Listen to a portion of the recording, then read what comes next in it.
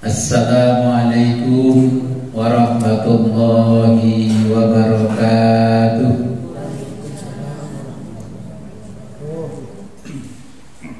Bismillahirrahmanirrahim. Alhamdulillahilladzi 'allama bil qalam wa 'allamal insana ma lam ya'lam. Wassalatu wassalamu ala sayyidina Muhammadin ya nabi'ul ulumi wal hikam wa ala alihi wa ashabihi ma damatil ayyam. Amma ba'du, la khawla wa la quwwata illa billahil aliyyil azim. Alhamdulillah, pada siang hari ini kita diberikan kenikmatan oleh Allah yang sangat luar biasa, sehingga kita bisa kembali ngaji kitab hadis Sahih Bukhari Mukhtasar Ibnu Abi Jamrah. Sebelum kita mulai pengajian ini, marilah kita berdiri Fatihah terlebih dulu kepada junjungan kita baginda Nabi besar Muhammad sallallahu alaihi wasallam. Ila hadratin habibina wa syafi'i qulubina wa qurrati a'yunina wa qudwatina sayyidina wa maulana Muhammad sallallahu alaihi wasallam wa ala alihi wa ashabihi wa ahli baitihil kiram. Al-Fatihah.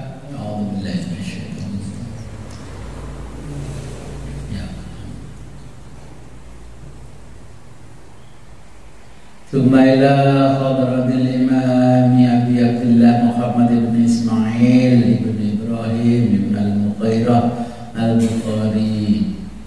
الفاتحة. أعوذ بالله من الشيطان الرجيم.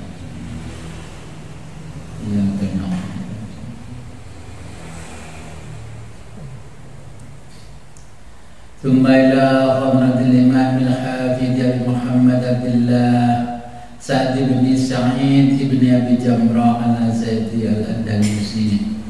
Al-Fatihah. A'udzu billahi minasyaitonir rajim. Iyyaka na'budu wa iyyaka nasta'in. Amin. Thumma ila jami'i mu'allifil kutubi wa syarihiha wa musannifiha wa ila jami'i man ajazana ila al-muntaha. Sa'ulillahi lahul Fatihah. A'udzu billahi minasyaitonir rajim. Bismillahirrahmanirrahim. Ghairil maghdubi 'alaihim. Thumma ila ummatina abaina wa ummahatina wa ajdadina wa jaddatina wa usulina wa furu'ina wa liman istama'na hahuna bisababihil Fatihah. A'udzu billahi minasyaitonir rajim. Bismillahirrahmanirrahim. Radalladzina an'amta 'alaihim ghairil maghdubi 'alaihim. Amin. Sampai hadis pinten? 32 35.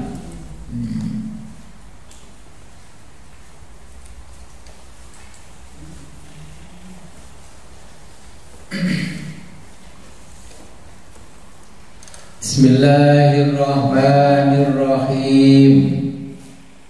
An Anas bin Malikin. Hadis diriwayatkan dari Anas bin Malik. Adin Nabi, dari Nabi sallallahu alaihi wasallam. Qala, bersabda, man, barang siapa nasya, lupa, sholatan, sholat, ya maksudnya sholat fardu,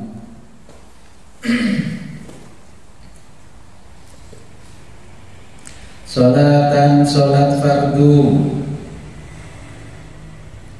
fal yusolli, maka sholatlah, Idza ketika zakaroha dia telah ingat, lah tidak ada kafarota denda laha untuk sholat tersebut,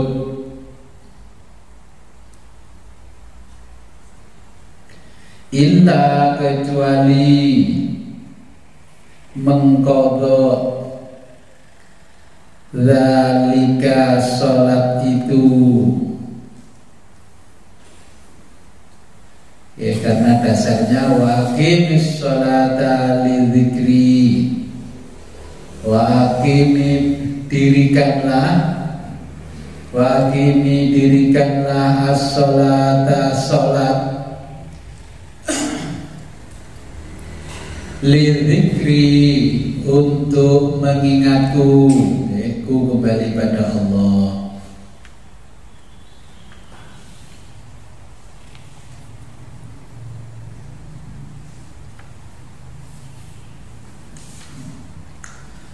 Nah, ini hadis menjelaskan tentang seseorang yang lupa sholat fardu, mangke sholat gum, ya. Jadi kalau lupa sholat fardu mungkin karena pekerjaan, karena apa? Mungkin karena di perjalanan, ya. Ini tidak perlu membayar kafarot, tapi cukup mengqadha sholatnya. Jadi ini adalah hadis, maksudnya tidak ada kafarah atau denda kecuali hanya mengqadha sholat yang ditinggalkan, ya. Kalau jangan lupa. Tapi kalau lupanya setiap subuh, terus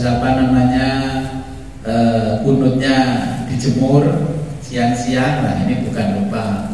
Berarti memang kebiasaan lupa bangun pagi. Jadi inilah dasarnya hadis kalau kita mau mengqadha sholat.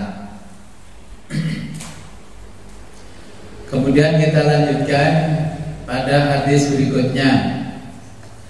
An Abdurrahman bin Abi Sa'sa'ah, hadis diriwayatkan dari Abdurrahman bin Abi Sa'sa'ah, Sa'sa'ata, Sa'sa'at al-Ansari. Jadi hadis diriwayatkan dari Abdurrahman bin Abi Sa'sa'ah al-Ansari al-Mazini, summal Mazini.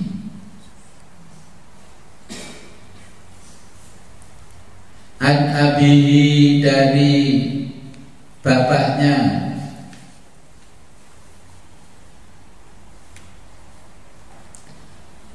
annahu, bahwa dia,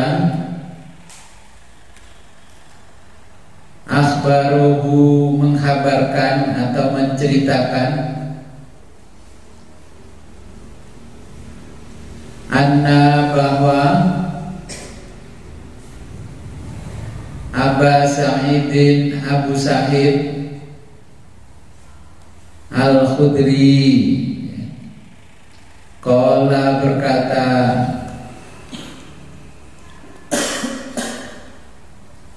lahu, kepadanya,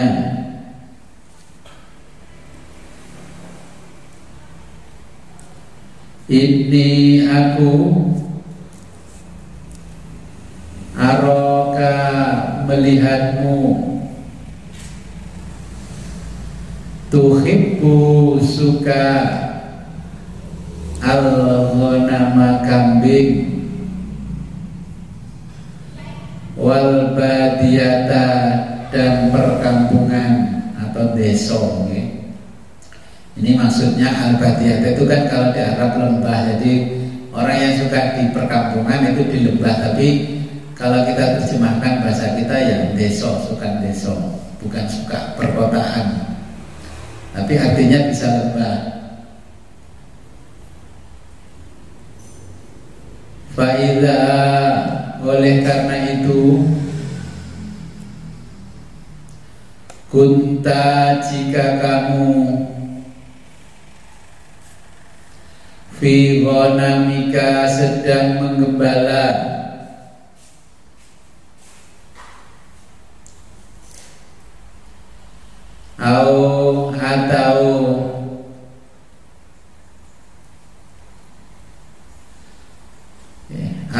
atau badiyatika berada di lembah atau di kampung. Allah binarabi.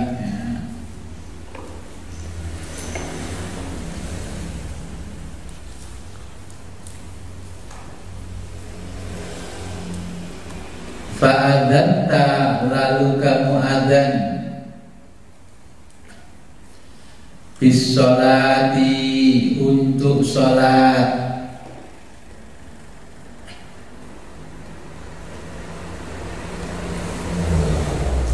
Farfa maka keraskan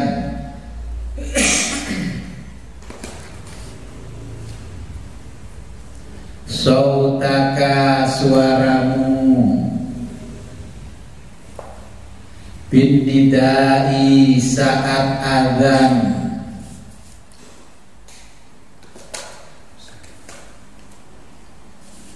Fa innahu sesungguhnya la tidaklah yasma'u mendengar mada dengan kerasnya sautil muadzini sauti suara al muadzini orang yang adzan. Monggo.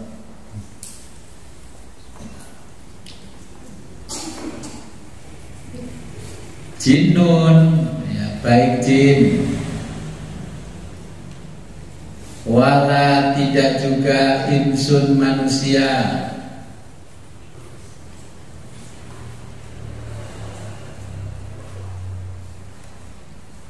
wala tidak pula syai'un segala sesuatu,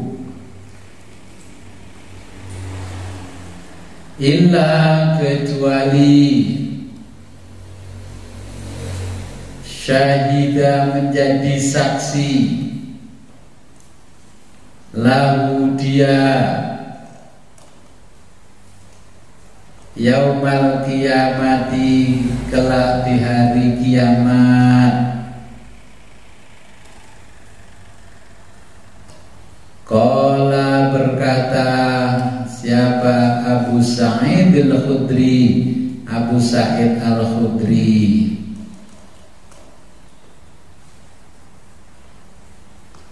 Sami'tuhu aku mendengar itu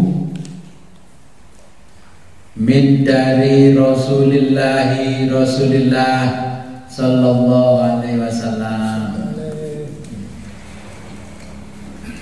Hadis 36 ini mengeraskan suara adzan. Jadi ini Abdurrahman bin Abi Sa'sa'ah Al-Ansori.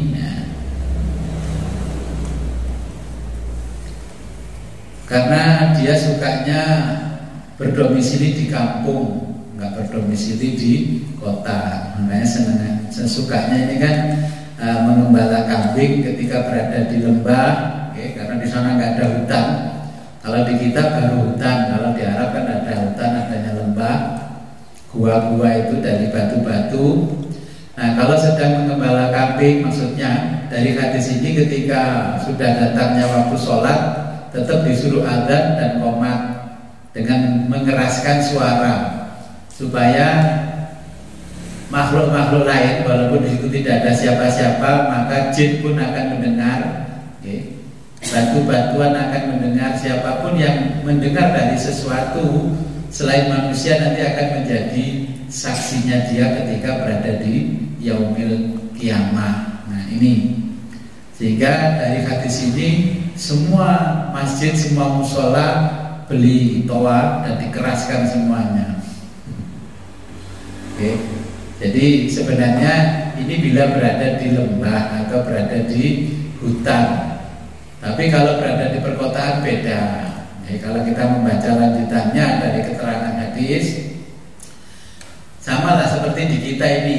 Saya duduk di sini 1, 2, 3, 4. 4 yang mau akan datang 4-nya Bu Haji itu yang keempat ya kan. 1, 2, terus 3, 4. 1, 2, 3, 4, 5, malah 5.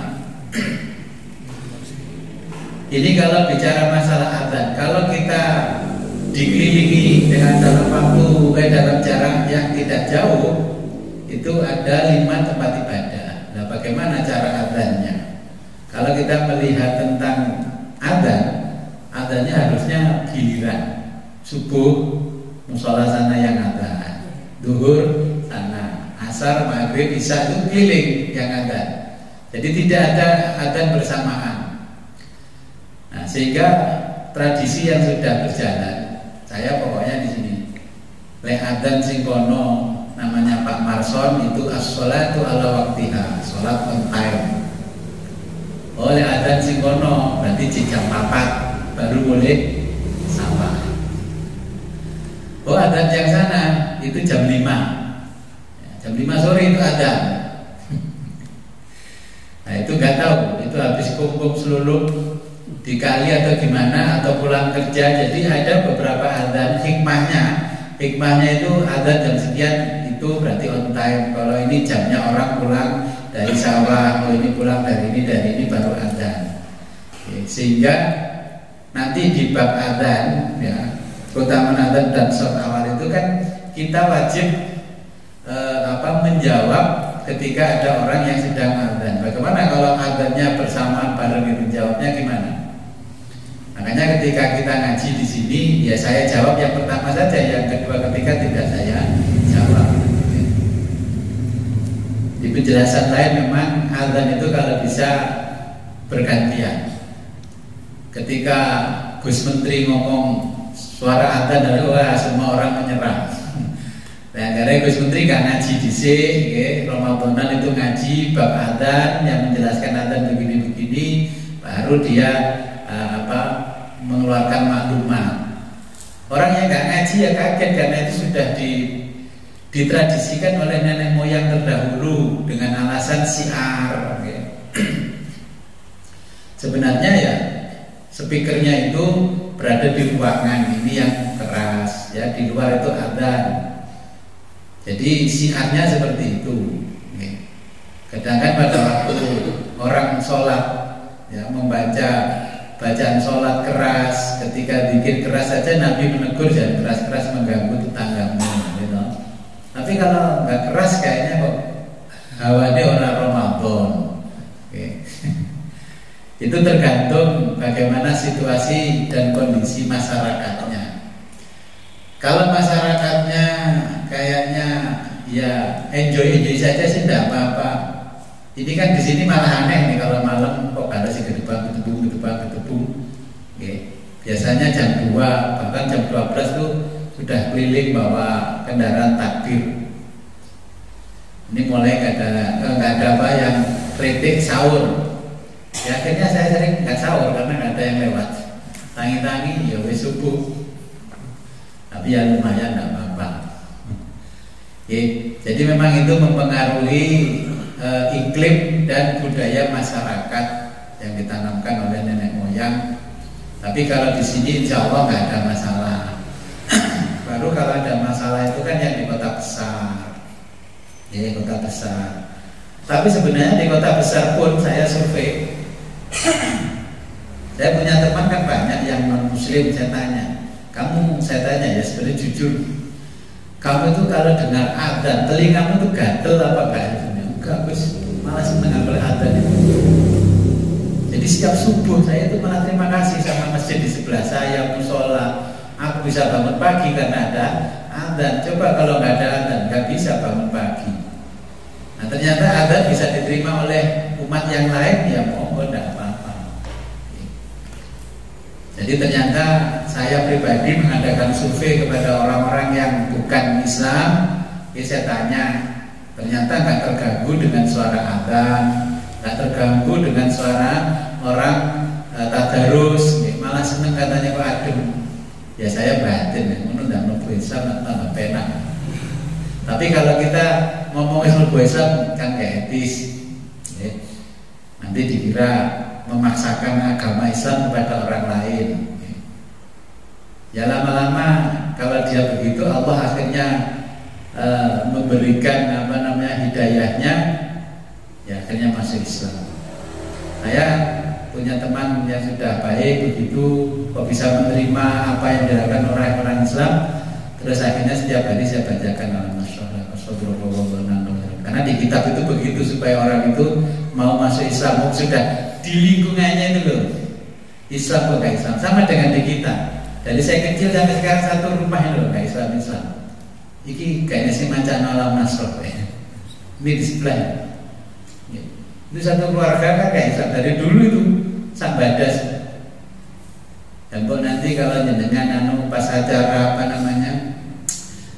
kita khataman ngaji, nanti kita sholat Lailatul Qadar, kita doakan itu orang satu keluarga supaya diberi hidayah oleh Allah supaya masuk Islam. Kadang kasihan, kadang kasihan dari sisi pribadi kasihan. Kerjanya seperti itu ketepek. Artinya apa? Dia jualan makanan. Saya kan sering kadang ngomong sama istri itu, sajane dhewe dodolan panganan kok aja nang kene. Lho kene iki sak salat-salate wong semua mangan barang kuwi. Masih wong paling kepet lah sak badas iku lek sing masak orang yang begitu beragama lain itu pasti enggak mau makan. Harusnya kalau mau jual makanan ya di tempat lain yang tidak tahu siapa dia. Oke. Akhirnya kan ya kasihan gitu. Malah saya kemarin gini bicaranya ndongakno supaya wis mlebu Islam aja gampang serapunge gitu. Pindah kemana-mana ya seperti itu. Pindah ke negara asalnya ya sama seperti itu.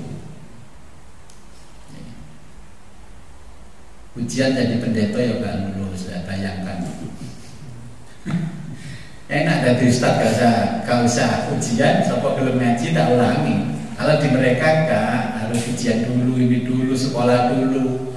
Di sekolah-sekolah tertentu. Makanya dulu abah saya itu juga berpesan, boleh sih umurmu panjang, dan wong sama omai kurungan itu nggak ben kabeh dan tinggal 2 sebenarnya. Yang lain-lain sudah, yang di Kediri tetangga saya sudah. Kaget saya diundang mantenan dulu, kok si bapak. Ya alhamdulillah, alhamdulillah. Tinggal 2 ini. Tugasnya kita tinggal 2 nanti pas Lailatul Qadar. Kalau melihat jatuhnya puasa awal, berarti kita khataman itu pas Lailatul Qadar. Nanti kita khataman. Nanti kalau lupa jangan ingatkan, kita bacakan sama-sama di dalam sholat mencari Lailatul Qadar. Nanti sholat sunnah Lailatul Qadar. Pun nanti sholat sunnah Lailatul Qadar. Belas. Kerumuh ceritanya betul. Oke, ini kalau tulisnya ini berparing ini. Oke, kalau lanjutkan. Bismillahirrahmanirrahim. An Abi Hurairah, hadis diriwayatkan dari Abi Hurairah.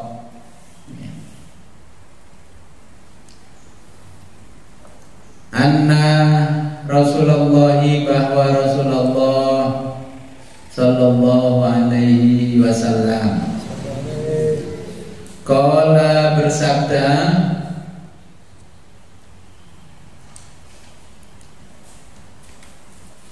lau andekan ya'lamu mengetahui siapa an-nasu manusia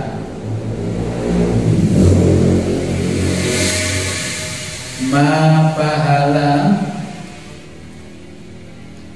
fin nidai dalam adzan wasofil awali dan sof awal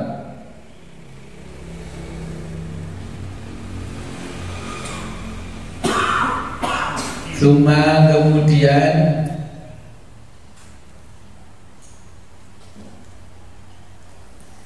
lam tidak akan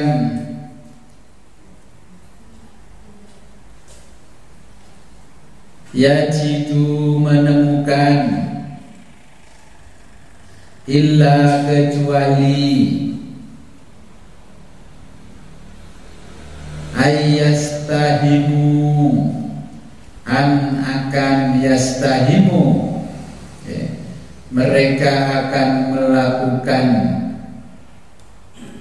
undian, ya.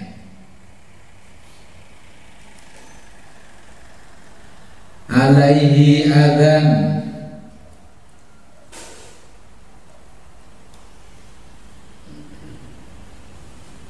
la liastahimu, ya, karena soft awal, liastahimu karena soft awal jadi bahan undian. Jadi maksudnya ini illa kecuali ayastahimu, mereka akan melakukan undian alaihi adzan. Jadi rebutan untuk adzan. Liastahimu, ya, juga menjadi undian orang soft awal, ya. Liastahimu maka tidak akan bergegas ilaihi melakukan, ya. Baca betul. Liastahimu, ya, melakukan undian untuk soft awal.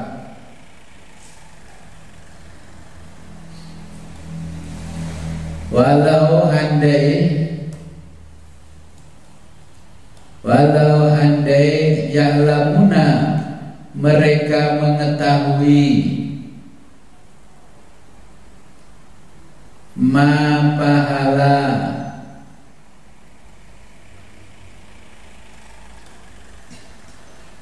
fit tahjiri, di dalam tahjir,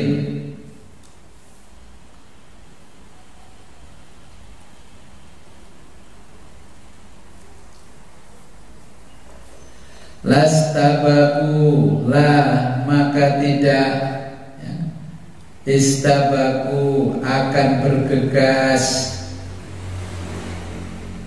ilaihi melakukannya.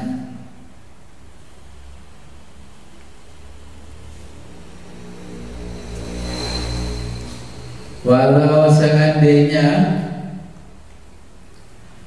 ya'lamuna, mereka mengetahui,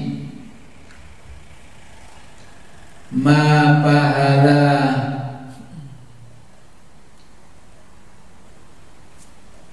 fil atamati, di dalam jamaah sholat isya, ya, al-atamati itu jamaah sholat isya. Wasubhi, dan jamaah sholat subuh.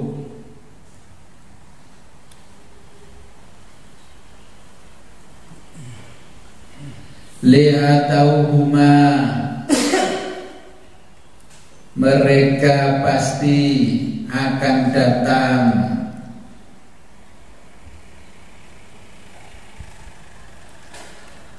Walau meskipun khabwan, dengan berjalan ngesot, ya.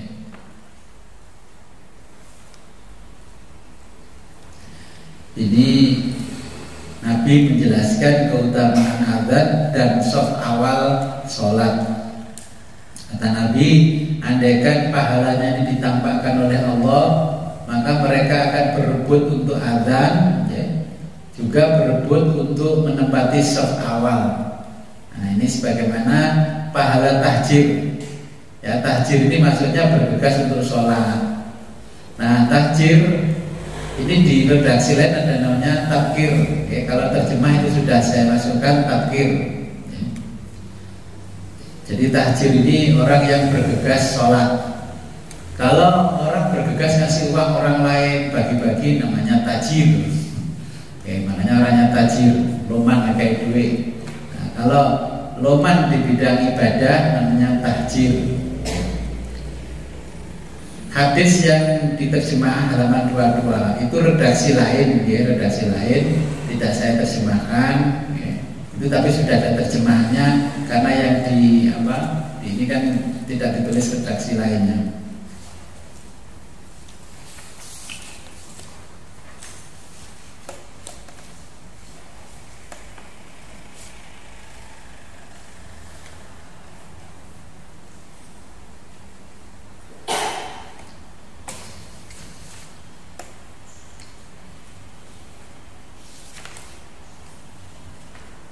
Kita lanjutkan.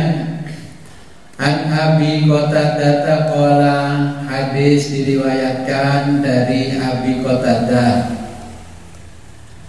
Qala berkata,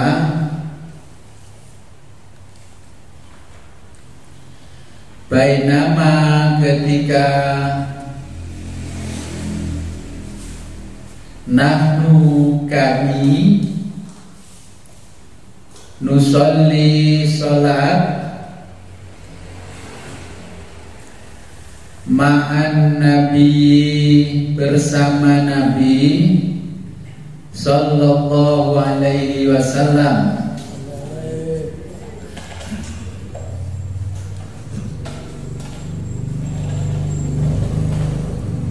Tiba-tiba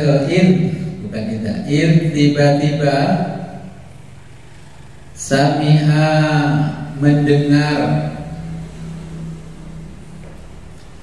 jalabatar rijali, jalabata gemuruh, gemermeng, ya bahasa Jawa gemermeng. Ar-rijali orang laki-laki, itu yang tulis rijalin dibetulkan jadi ar-rijali.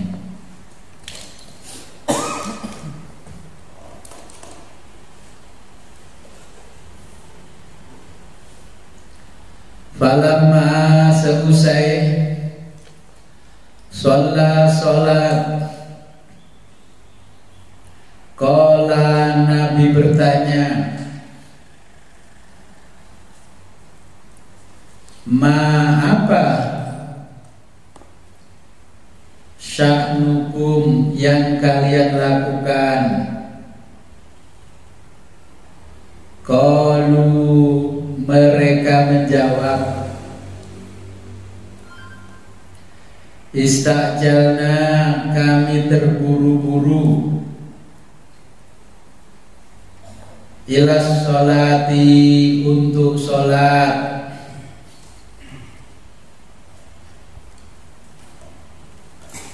Qala Nabi bersabda, fala janganlah atau jangan taf'alu kalian lakukan itu, idza ketika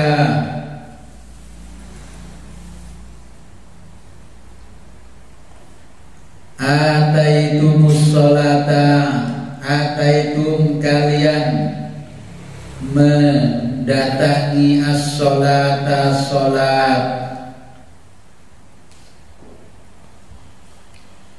fa'alaikum maka hendaknya kalian bisakinati dengan tenang,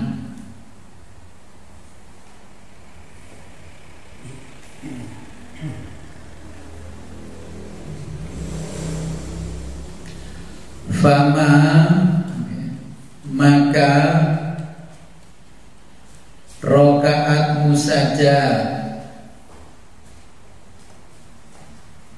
adroktum yang kamu temui. Ini fama, ini kembali pada rokaat, ya, dalam kurung rokaat. Fama maka dalam kurung rokaatmu saja, adroktum yang kamu temui. Fasollu maka sholatlah,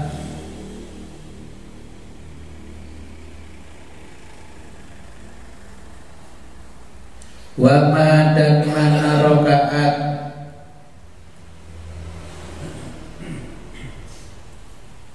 fa'atakum yang kalian tertinggal,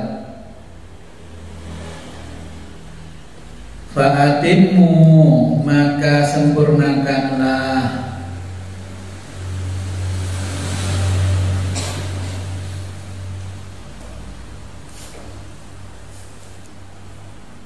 Oke, ini hadisnya Nabi menjelaskan kita kalau masuk masjid, ya masuk musola nggak boleh ketepuk-ketepuk.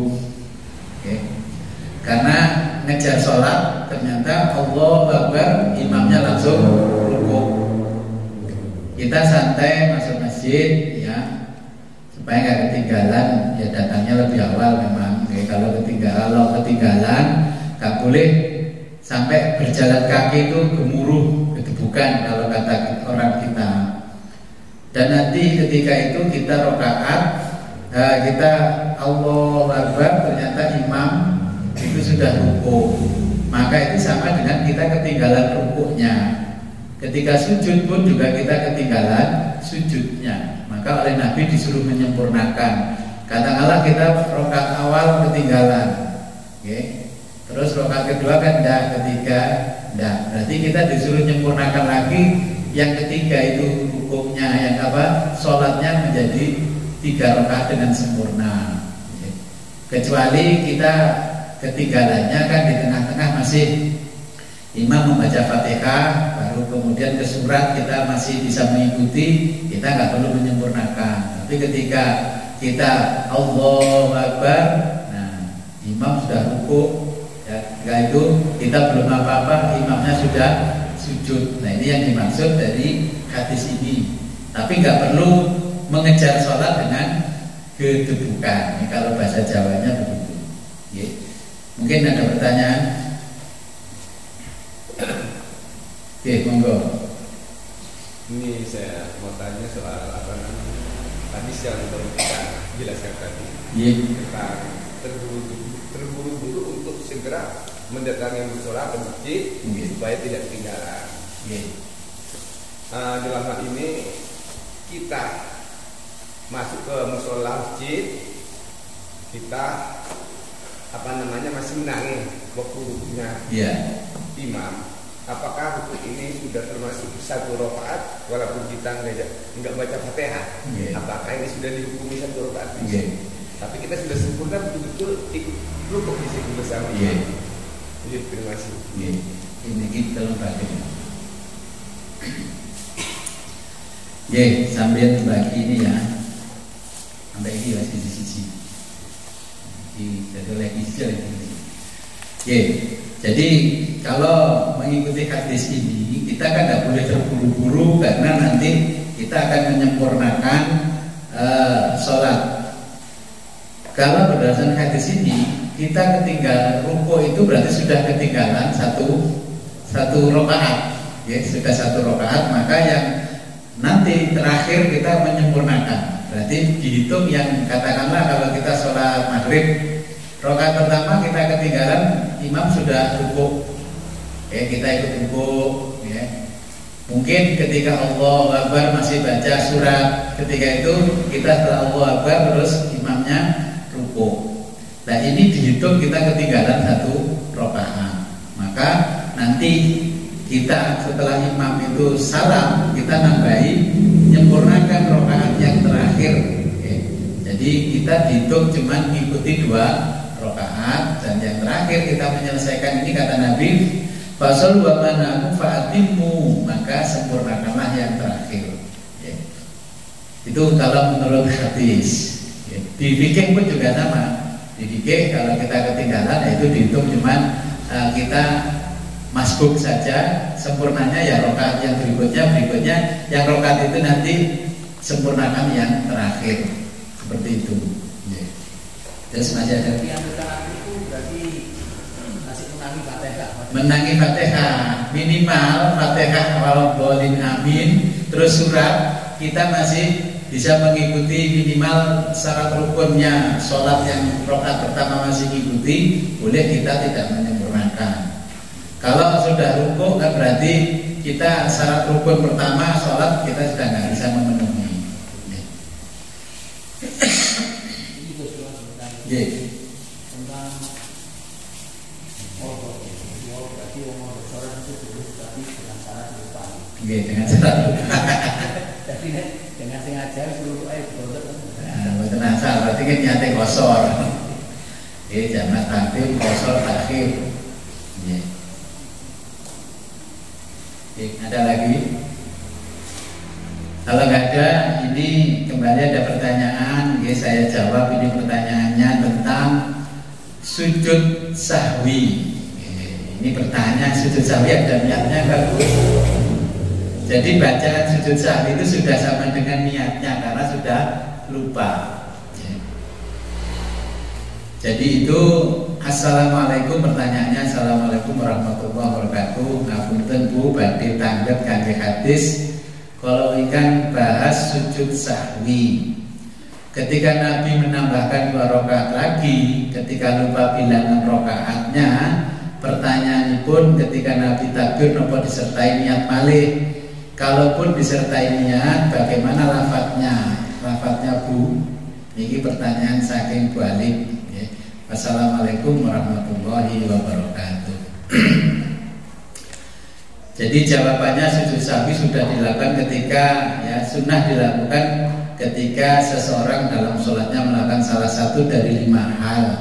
Pertama, ketika meninggalkan sunnah ab'ad. Kedua, lupa melakukan sesuatu yang membatalkan sholat bila dilakukan dengan sengaja. Ketiga, memindah rukun qauli.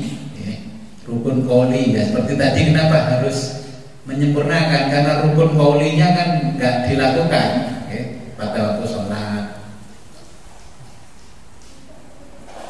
Keempat, ragu dalam meninggalkan sunnah ab'ad, seperti seorang ragu apakah telah melaksanakan kunut atau belum. Ini kembali ke hukum asal. Kelima, melakukan perbuatan yang berkemungkinan tergolong sebagai tambahan, seperti seseorang pada sholat melaksanakan sholat isya ragu apakah telah sampai rakaat ketiga atau sudah keempat. Ternyata kalau lupa, nah ini bisa ditambah dengan sujud sahwi. Jadi bacaan sujud sahwi itu sudah termasuk niatnya, karena kita ingat. Jadi dengan membaca bacaan sujud sahwi, bacaan sujud sahwi subhanaman la yashu wa la yanam. Ini ada beberapa versi redaksi. Jenengan boleh mengikuti yang mana saja.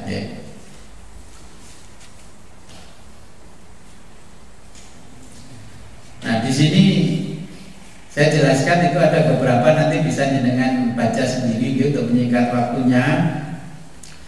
Terus itu ada dalil al-muhtad fi syarah al-minhaj. Ini kitabnya ada di sini juga.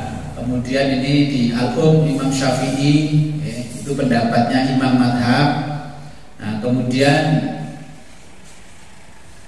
ini niat dan doa sujud sahwi di halaman ketiga itu. Sujud sahwi dianjurkan bagi orang yang melakukan sholat karena meninggalkan sunnah ab'ad, sholat atau karena ragu terkait belum atau sudah pelaksanaan sunnah ab'ad sholat.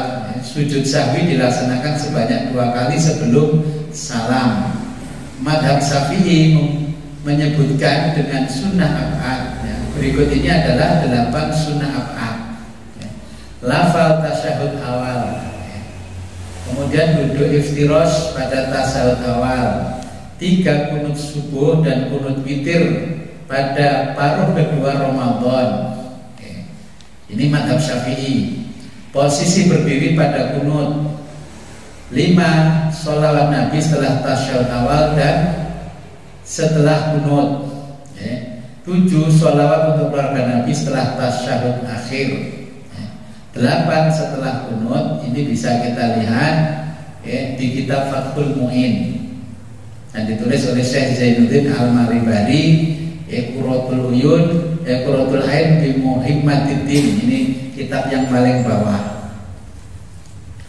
Nah, berikut ini adalah tasbih atau doa sekaligus niat sujud sahwi.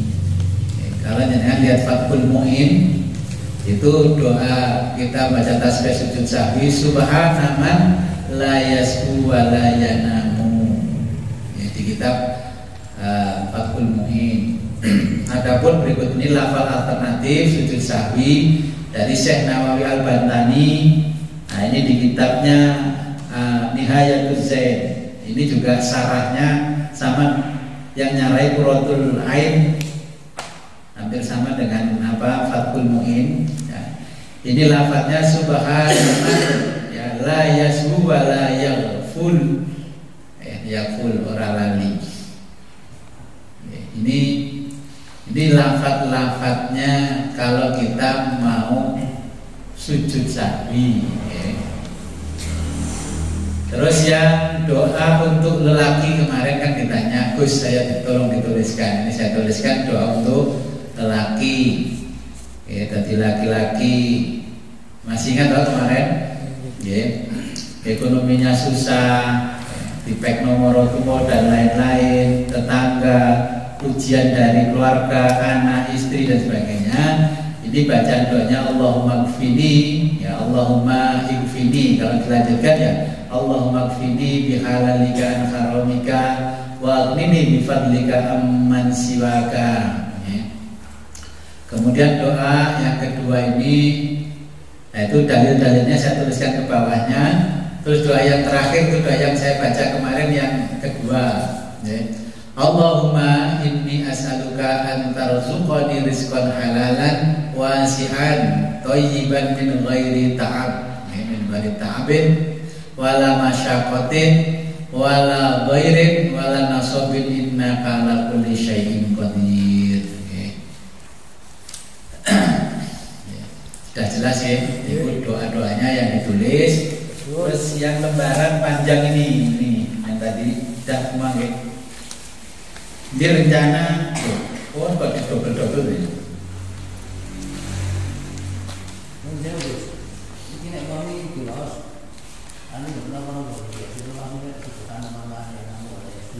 Nggih, mboten napa-napa. Mboten napa-napa, redaksine kathah.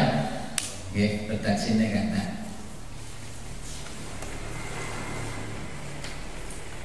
Oke, ini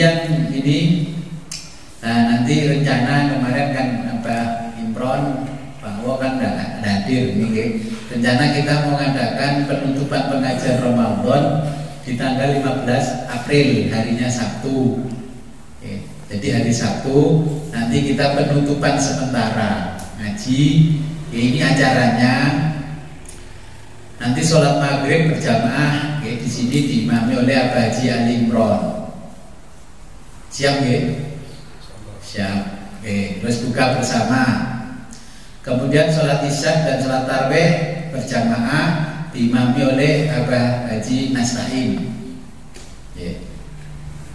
Kemarin orangnya waktu kita bicara sudah hadir, tapi nanti saya nitip ini nanti.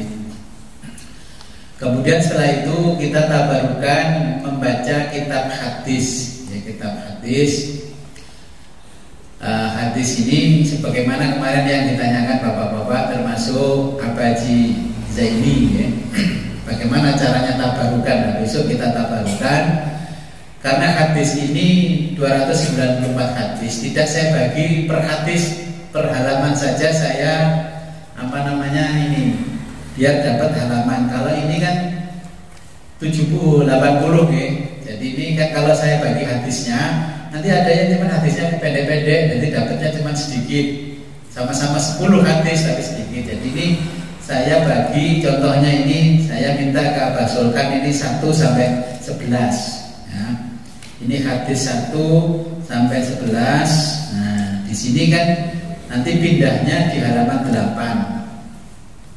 Jadi ini 1, 2, 3, 4. Rata-rata membaca 4 lembar. Oke, rata-rata membaca 4 lembar. Jadi saya pilihkan itu nanti ini sudah saya pilihkan dengan rata-rata 4 lembar. Cuman ini belum saya uji coba membaca. Kalau saya baca langsung satu ini, apakah nutut waktunya? Kalau nggak nutut nanti begini. Alternatif kedua, 1, 2, 3, 4, 5 ini sampai ke 7 Ibu Hajah Umi Saifunah ini baca giliran. Sisanya ini baca bersama-sama. Oke, biar selesainya jam 10 malam selesai maksimal. Oke. Dengan yang dapat tugas hadis sekian sampai sekian itu nanti di rumah dilancarkan bacanya. Ketika baca di sini biar nggak plegak-plegu, ya, jadi baca hadisnya nanti dilancarkan. Itu nggih. Terus kembali pada ini yang kita undang. Yang saya undang hanya yang jamaah ngaji di bulan Ramadan ini. Ya, walaupun kedatangannya nggak bisa istiqomah, tetap saya undang. Yang memang tidak ikut ngaji dari awal tidak saya undang. Ini kurang lebihnya ya 65 orang. Mungkin kalau jenengan mau membawa tambahan keluarga, jenengan kirim ke WA ke Bu Ani. Bu Ani, saya tambah keluarga sekian. Ya, mungkin Pak Bu Surini mau bawa keluarga berapa, monggo. Oke. Tapi ini tidak saya umumkan di grup, ya, tidak di grup.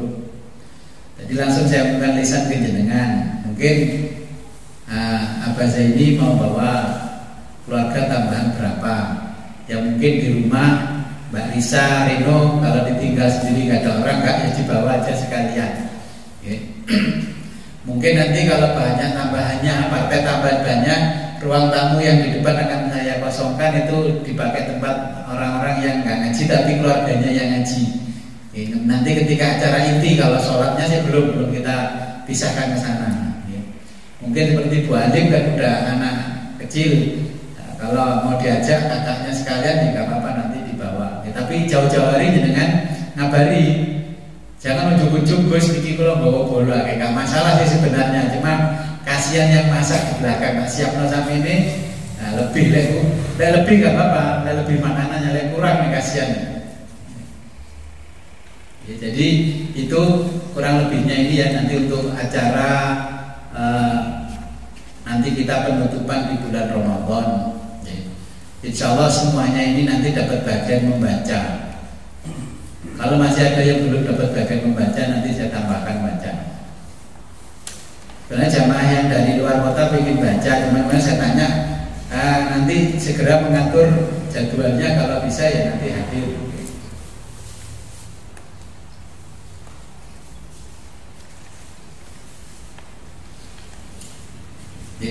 Mungkin ada pertanyaan lain?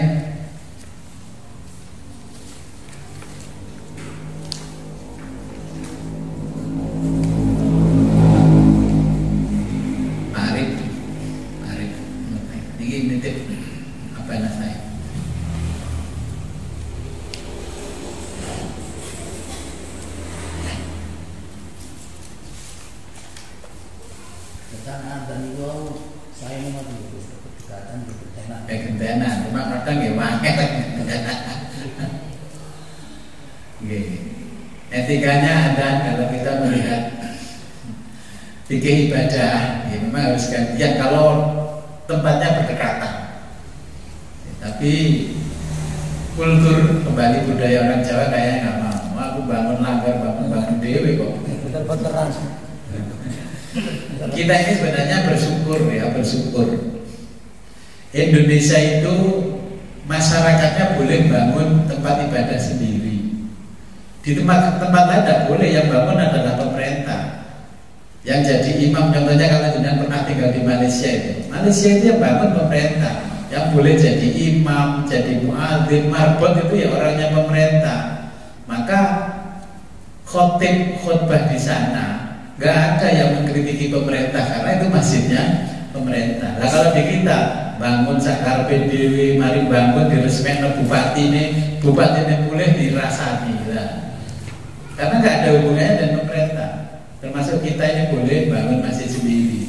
Di negara-negara lain tidak boleh. Ya kembali kepada kita sendiri, ya, kembali pada kita.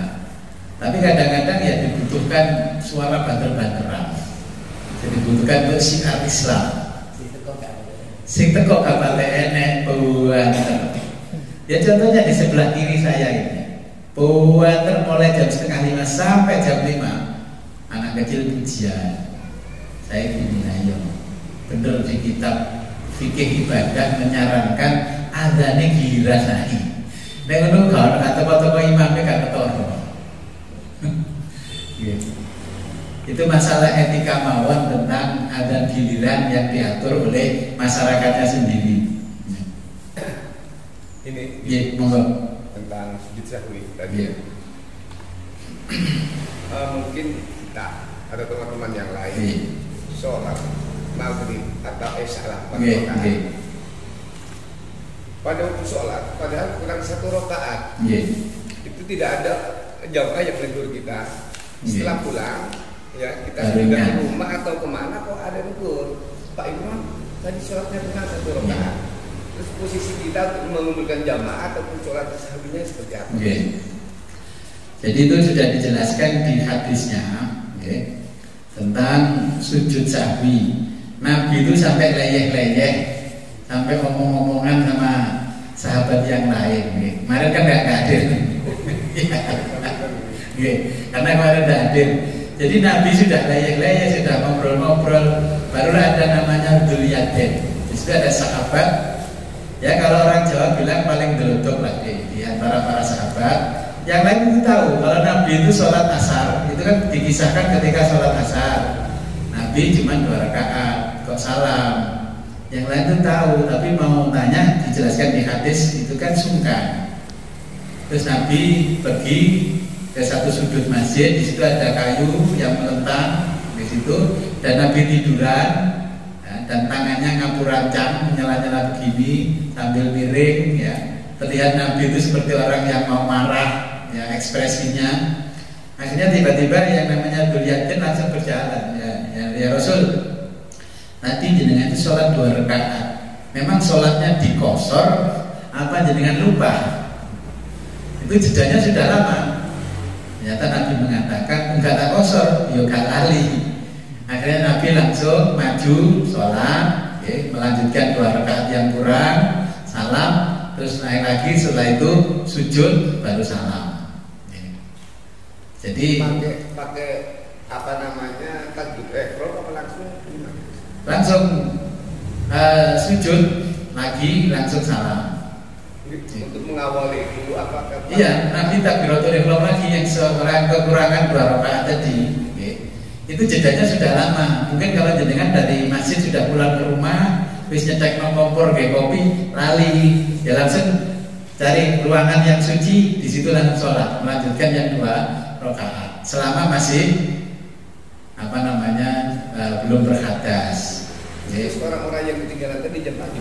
Orang-orang tadi ya ikut sholat, karena tadi Nabi itu sholatnya sendiri. Nanti pas sholat sendiri. Padahal sahabat yang lain itu nunggu Nabi sholat asar jamaah. Nabi mungkin itu sudah ditakdir untuk contoh kita, ya. Nabi nggak lupa, tapi itu ditakdir Allah. Kalau tidak pernah ada kejadian gitu, mungkin kita juga nggak punya solusi ketika kita lupa, ketika dalam sholat lupa 2 rakaat atau 3 rakaat. Akhirnya jamaah yang lain itu berjamaah sendiri, ketika Nabi lupa.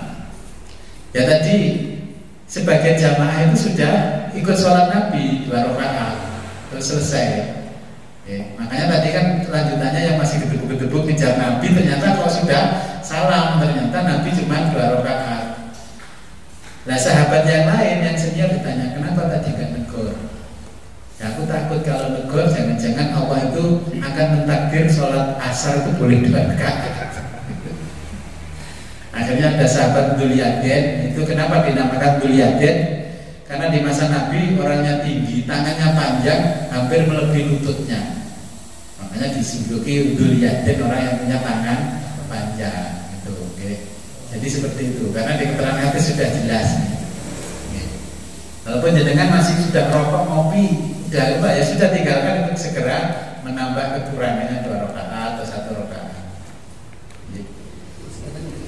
Kita salah jamaah lalu mengenai hukumnya kan dari diadab. Nah, hasil simpan terakhir kami kita ini buat menangian bukan menangi tapi ada toh. Kami kita terus langsung duduk. Dan itu termasuk jamaah. Tasih oleh pahala jamaah. Masbuk tapi oleh pahala jamaah. Kita lanjutkan hadis berikutnya. Bismillahirrahmanirrahim. Hadis 39 ya. An Abi Qatadah, hadis diriwayatkan dari Abi Qatadah. Qala berkata Abu Qatadah, qala bersabda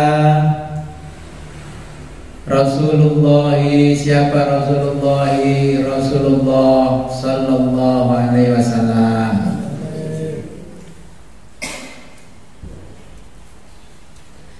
Idza, ketika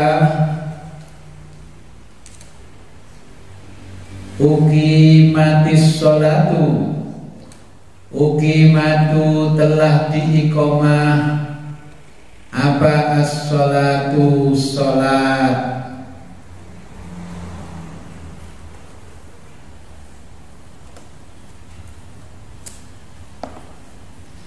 fala maka jangan takumu berdiri kalian hatta sampai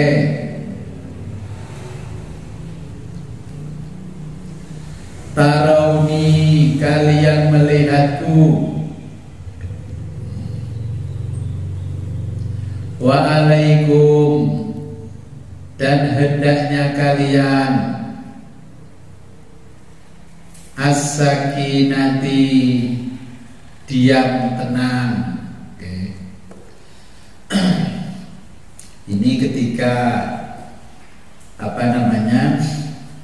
sholat, oke, terus qomat, jangan terlolor berdiri betul. Oke, kalau belum melihat imamnya. Di zaman Nabi, disarankan oleh Nabi, diajarkan oleh Nabi, kalau qomat ya jangan berdiri agar melihatku. Oke. Kadang-kadang begini, saya melihatkan ini sholat Jumat, ini imamnya nanti, saya mau berdiri itu cari imamnya yang mana kita nggak tahu, karena masjidnya lokal tapi imamnya interlokal. Oke. Kita kan sekarang ngetren masjidnya lokal, imamnya interlokal. Ya harusnya ya imam lokal lah. Kita tahu ini boleh di sini imami. Oh ibu imami orang ngantek, berarti kita nggak usah berdiri dulu ketika diiqomati. Ada orang berdiri, saya pikir imamnya. Katanya berdiri terus mundur ke belakang mau ambil air wudhu. Oke. Jadi memang etikanya kalau ada qomat, imamnya itu harus ngerti hadis ini ketika diqomati, ya. Qad qamatis shalah, segera berdiri baru biar makmumnya ikut berdiri, jangan makmumnya berdiri dulu baru imamnya berdiri. Jadi yang diajarkan Nabi. Kadang-kadang ya gitu, mau ini dia imam ya, karena apalagi kalau sholatnya di luar kota kan kita nggak tahu.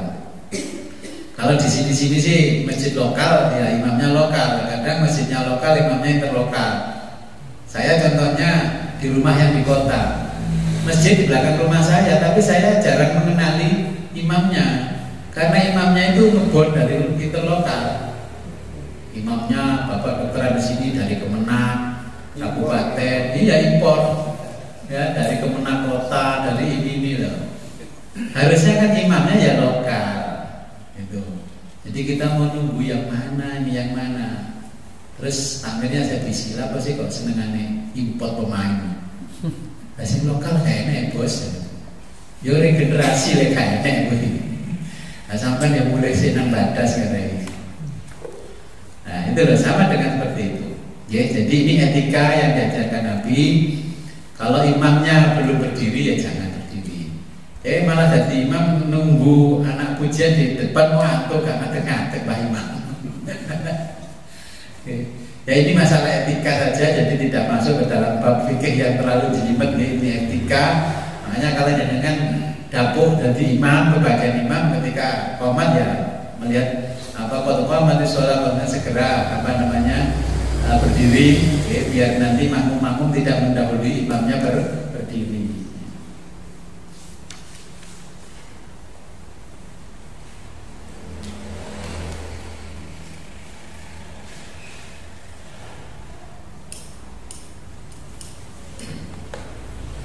Saya lanjutkan satu hadis An Abi Hurairah, hadis diriwayatkan dari Abi Hurairah. Qala berkata,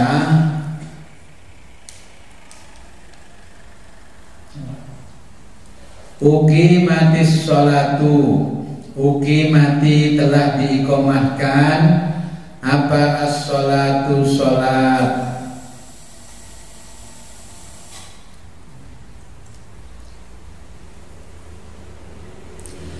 Fasawa maka meluruskan siapa an-nasu orang-orang, sufufahum barisan mereka,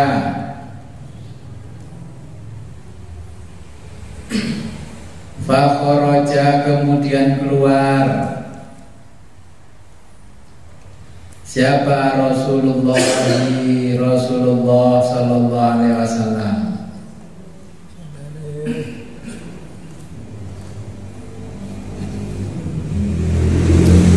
Fataqaddama lalu beliau maju,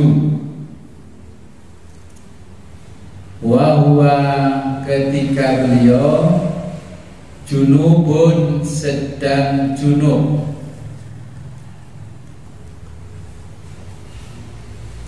Tsumma lantas qala beliau berkata, ala makanikum, ala tetaplah berada, makanikum di tempat kalian.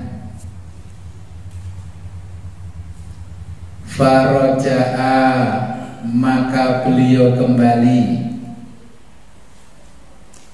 Jadi kembali pulang maksudnya. Faghtasala lalu mandi. Tsumma setelah itu kharaja keluar.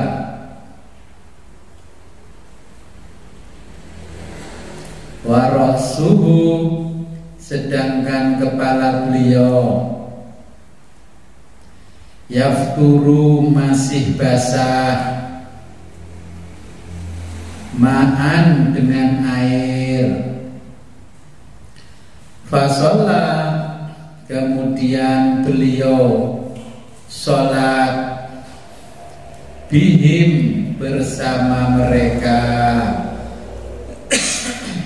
Jadi ini dicontohkan Nabi, ya jamaah sudah nunggu, tapi karena beliau belum mandi junub, maka jamaahnya disuruh nunggu.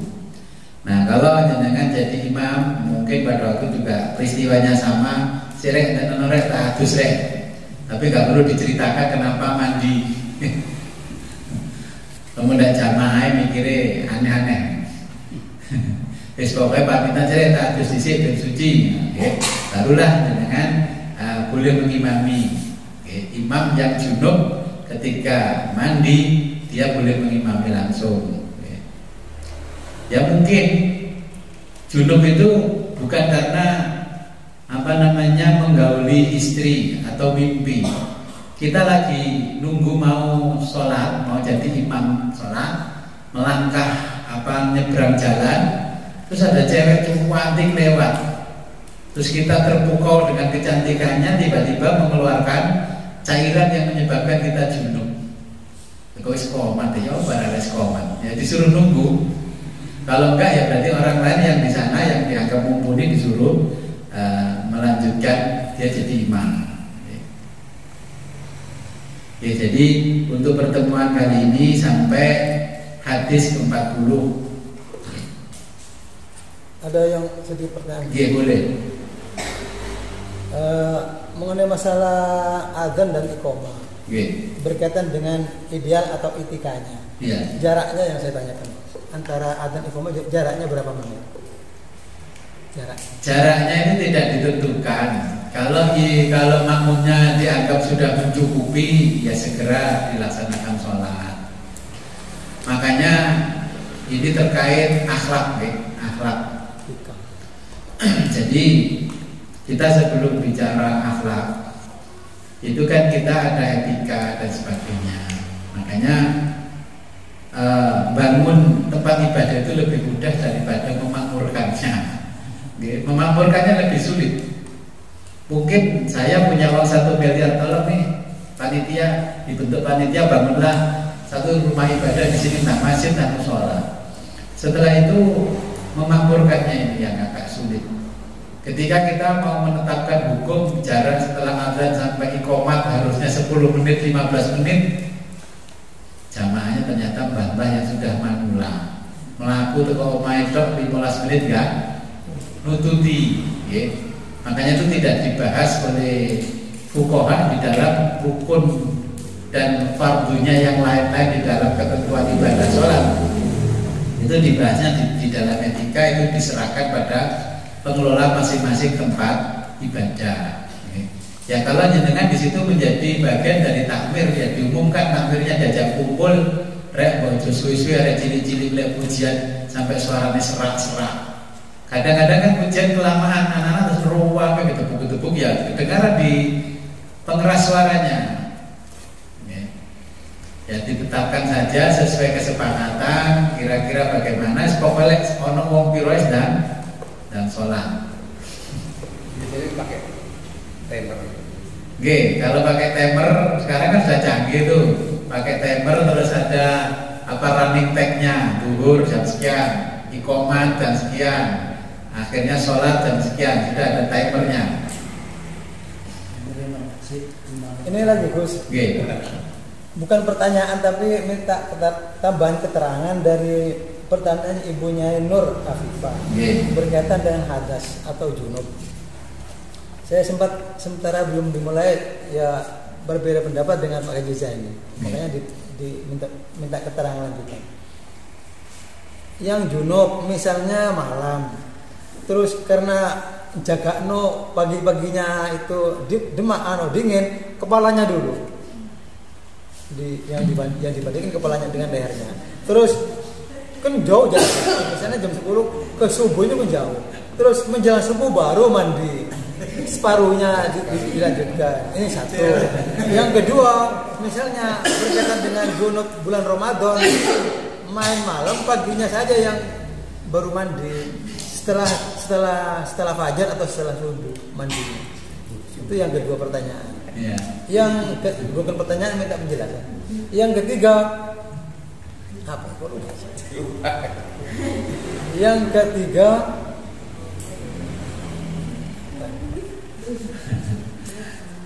oh ya, yang ketiga Gus, bukan pertanyaan, minta penjelasan saja. Disunatkan kalau mau bersetubuh wudu kan gitu ya. Iya. Nah, terus memasukkan berhubungan sunnah dengan perempuan itu dengan sang istri, batal pun tidak wudhu. Ya, sudah cukup itu. Sudah tua kok baru bertanya. Ada luar saya katanya Pak Haji. Gak apa-apa, lebih baik telat daripada gak sama sekali, terlambat. Sekali bujur gak tak takut. Jadi junub itu nggak boleh dijeda mandinya. Di zaman Nabi kan ada sahabat kok tiba-tiba pagi-pagi gulung-gulung di pasir. Ditanya, ngapain? Mau mandi dingin. Nah, kalau kamu mau mandi itu dingin, berarti ya kamu tayamum. Oke, tayamum. Tapi kalau di Indonesia sedingin-dinginnya air Indonesia kan nggak sama dengan dinginnya di masa Nabi. Ya paling ya cepat-cepat dikit dulu diaduk ikan ya hilang. Kalau dingin ada alternatif lain menggunakan air hangat. Mandinya air hangat. Karena dulu ada sahabat yang gulung-gulung di pasir, ditanya kenapa junub tapi katanya dingin. Yang satu lagi gulung-gulung lagi kenapa? Saya nggak punya air di rumah. Jadi wudu pun tidak boleh dijeda. Begini contohnya. Kan menurut keterangan dan dicatat di fikih, katakanlah wudu kita di depan, terus kerannya macet, ya, tinggal kaki kiri yang belum, terus ke belakang, nah ke belakang, barulah dicuci kaki yang belakang. Di tengah-tengah ditanya temannya mau kemana bang? ate nang guri, aku kurang sitok sikilku kiri. Itu nggak boleh membatalkan, harus mengulangi sempurna di belakang. Kalau jenengan dari depan tidak terpotong sepatah kata pun pindah ke belakang, boleh melanjutkan. Makanya pindah tempat dengan jeda itu nggak boleh terpotong amalan apapun termasuk sepatah kata. Tidak wudhu. Kalau mandi bisa. Nah, mandi sama. Wudhu aja tidak boleh, apalagi mandi. Ini hadas kecil. Hadas besar pun sama. Dulu di awal-awal Ramadan, makanya yang dulu kan saya kisahkan ada sahabat itu kan puasa gak kuat ya karena junub. Ada namanya Qais bin Sirma. Dulu sudah ngaji belum ketika ada cerita Qais bin Sirma. Qais bin Sirma itu kan sahabat Nabi, punya profesi dia tukang petani, kulit tani, kebun. Okay. Nah, ketika mau pulang, mau buka puasa, istrinya nggak punya masakan, nggak punya makanan. Ya nanti saya carikan. Tapi pertama saat disyariatkannya puasa Ramadan itu kan begitu makan sudah nggak boleh makan lagi. Nah, dia sudah tidur, ternyata istrinya bawa bawa makanan, dia bangun sudah malam, jadi nggak jadi makan. Setelah itu besok paginya dia pingsan. Terus dilaporkan ke Nabi gara-gara puasa dia pingsan. Akhirnya turunlah ayat itu lalakum lailatasiyami rafasu itu. Nah, akhirnya puasa itu boleh malam itu makan sampai menjelang imsak. Itu kalau tidak ada Qais bin Sirmah yang seperti itu, puasa kita ya mungkin seperti itu. Oke. Akhirnya Allah katakan, Qais bin Sirmah juga ngomong, saya itu ya repot ya Rasul, mandinya gimana? Saya mandi kepala dulu atau kaki dulu, nanti nyicil biar gak dingin. Itu Qais bin Sirmah juga sama dengan pertanyaannya Aba Jahil. Akhirnya Allah menurunkan firman-Nya di surat Al-Baqarah itu ayat 187. Itu dalilnya. Akhirnya boleh menggauli istri. Di awal-awal syariat puasa itu orang Arab gak buka makanan minuman dah. Langsung istrinya diseret ke kamar, balik istri dulu baru buka puasa. Terus makanya ditanya, terus kamu buka puasa bagaimana? Masa mau gauli istri ya? Bismillahirrahmanirrahim. Allahumma laka subtu wa bika amantu wa la rizika aftartu gitu. Akhirnya Nabi mengatakan ya buka dulu walaupun dengan minum air, barulah menggauli istri. Kalau nggak buka dulu, menggauli istri dulu, itu sama dengan kamu belum membatalkan puasa, sudah menggauli istri, maka tebusannya puasa 60 hari. Oke. Puasa 60 hari. Karena dengan belajar fikih supaya nggak kena tebusan, kena denda puasa 60 hari, ya buka puasa dulu baru menggauli istri. Yang belum jelas. Pertanyaan yang kedua ini. Ya, yang kedua itu kalau kita mau belajar tentang bagaimana hubungan intim yang sesuai sunnah Nabi, kita ngajinya itu kan Qurratul Uyun ya, kita ngaji Fathul Izzah, Udrijen. Dulu santri-santri yang mau boyong itu suruh ngaji itu dulu kalau Ramadan ya. Bagaimana cara menggauli istri ketika istri itu sudah terlentang ya, kita mengucapkan salam, assalamualaikum ya Baba Rahmah. Istrinya menjawab waalaikumsalam warahmatullahi wabarakatuh. Terus baca bismillahirrahmanirrahim, dicium pipi kanan, baca qul huwallahu ahad, cium pipi kiri qul huwallahu ahad. Terus diciumlah puting kanannya, puting kirinya, kemudian dicium keningnya di tengah-tengahnya. Barulah dia berdoa Allahumma jannibna wa jannib syaitan. Baru terus membaca doa, memasukkan alatnya itu biar bisa keluar di dalam, bacakan doa. Itu doanya yang paling sederhana. Kemudian ketika lelaki memasukkan alat vitalnya ke dalam, itu harus zikrullah, mengingat Allah. Ia berzikir. Kenikmatannya itu mengalahkan nikmatnya kita berzikir ya, mesti lali. Dan dianjurkan dengan berzikir ya. Ketika keluar sperma itu disuruh berdoa. Ada doanya. Udah ini doanya. Nah kalau ingin detail ya nanti saya tuliskan. untuk dipraktekkan di rumah.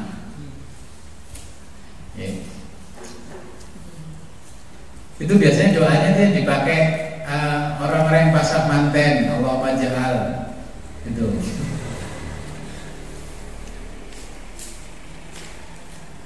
Nanti saya tuliskan kalau begitu. Saya nih yang kebetulan sekarang bulan Ramadan, mandinya pagi setelah sahur. Setelah fajar. Setelah fajar.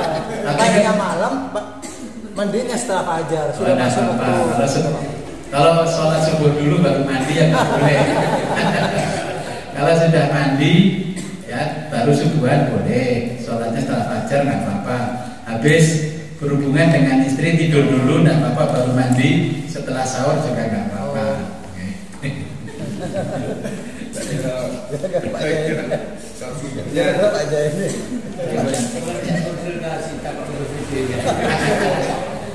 Ya karena waktunya sudah habis, nanti kita lanjutkan. Kalau jenengan ingin saya tuliskan cara menggauli istri mengikuti sunnah Nabi. Tapi jenengan masih enggak ya? Yang muda-muda saya tuliskan.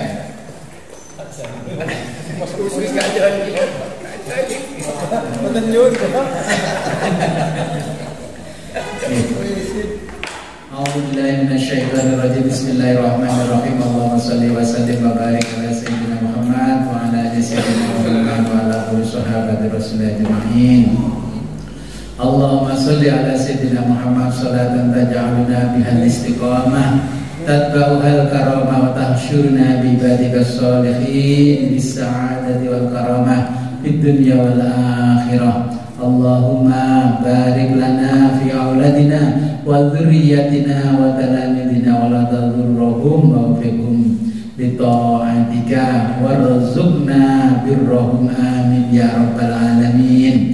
Allahumma akrimna minka bi nuril fahmi wa akhrijna min dhulumatil wahmi warzuqna fahman nabiyyin wa hifdzal mursalin wa ilhamal malaikatil muqarrabin bi rahmatika ya arhamar rahimin. Wa sallallahu ala khairi khalqika sayyidina Muhammadin wa ala alihi wa sahbihi wa barik wa alhamdulillahirabbil alamin. Al-Fatihah. A'udzu billahi minasyaitonir rajim. Bismillahirrahmanirrahim. Amin. Akhirul kalam ihdinas siratal mustaqim wa billahi taufiq wal hidayah wa ridha wal inayah. Assalamualaikum warahmatullahi wabarakatuh.